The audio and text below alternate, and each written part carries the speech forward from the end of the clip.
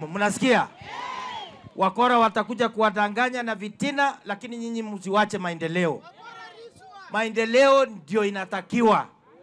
Hao watu ya vitina watakuja wataenda. Nyinyi mkifikiria Wamunyora anaweza jenga Malava? Mtu anatembeanga na shares kwa mfuko atajenga ule mtu? Mimi nataka kusikia watu ya Malava, nyinyi mtasikiza hao wa kabila ama maendeleo? Tujenge Malava ama tusijenge? Ni siku yangu ya kufika ya kwanza kufika hapa. Ni aibu sana kwamba eti kuna watu wanafanya porojo badala ya kusaidia wananchi. Uwezi kuja kudanganya umati mkubwa bila kuwatendea kitu. Na honya na akitembea hapa honya bandu, iko makosa.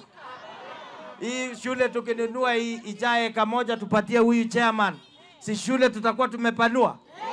Si watoto watasoma? Ndako akifika si atamalizia kujenga korofa mzuri hapa? Stima ingie hapa ama isingie?